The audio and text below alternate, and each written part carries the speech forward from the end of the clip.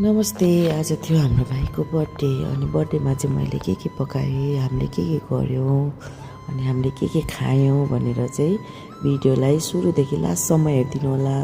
अनि मन पर्यो भने चाहिँ लाइक पनि गरिदिनुहोस्, कमेन्ट गरिदिनुहोस्, किनकि हजुरहरूको लाइक र कमेन्टले चाहिँ मलाई धेरै ठुलो सपोर्ट मिल्नेछ।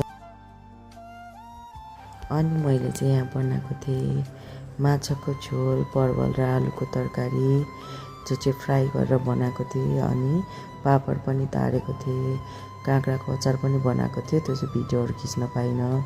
अनि मैले चाहिँ खानामा चाहिँ पुलाउ बनाएको थिएँ आज। अब बर्थडे नै गर्ने भन्ने हिसाबले बर्थडे मनाएको त होइन, त्यही पनि अब मिठो मसिनो केही खाएर रमाइलो गरौँ न भनेर चाहिँ हो। भाइलाई पनि थाहा थिएन, भाइ चाहिँ बाहिर जानुभएको थियो। अनि भाइ आउने बेलामा चाहिँ सबै कुराहरू रेडी गरेर चाहिँ भाइलाई चाहिँ सरप्राइज जस्तो पनि हुन्छ भन्ने हिसाबले चाहिँ मैले चाहिँ रेडी गरेको थिएँ सबै कुराहरू। अनि भाइ चाहिँ मेरो देवर मात्रै नभएर मेरो भाइको साथी पनि हो। अनि हामी चाहिँ सानोमा सँगै जस्तो एउटै एजको त होइन, तर पनि सँगै हुर्केको पनि हो। अनि त्यसले गर्दा चाहिँ मलाई चाहिँ देवरभन्दा पनि धेरै भाइको चाहिँ भाइब्स आउँछ। अनि हामीलाई चाहिँ दुःख सुखमा धेरै साथ पनि दिनुभएको छ।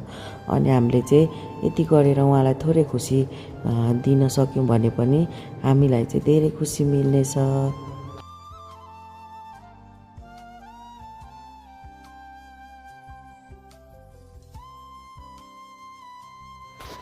अनि त्यतिकैमा भाइ पनि आउनुभयो। अनि भाइलाई चाहिँ क्यान्डलहरू बालिओरि केक काट्नको लागि रेडी गऱ्यौँ। अनि क्यान्डल फ्लो गर्नुभन्दा पहिला विस माग्नुपर्छ भनेको, क्यान्डल फुकिओरि चाहिँ अनि बाबु चाहिँ काकाको लागि विस मागिदिँदैछ।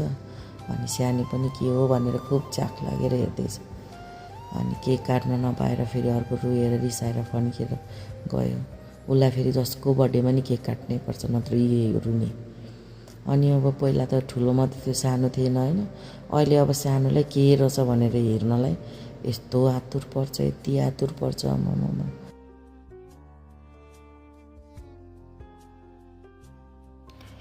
अनि यस्तै भयो आजको हाम्रो भाइको बर्थडे। अनि केकहरू पनि काटकुट गरेर सकियो। अब खाना खानेतिर लाग्नुपर्ने। बच्चाहरूको छुकछुक देखेर ओहो, हुन त 2 जना मात्रै छन् हौ घरमा, तर यति साह्रो छोरा बच्चाहरू त छुट्टै हुने हो। छोरी बच्चाहरू त अलिक ज्ञानी पो देख्छु म त। छोरा बच्चाहरूलाई त सम्हाल्नै नसक्ने।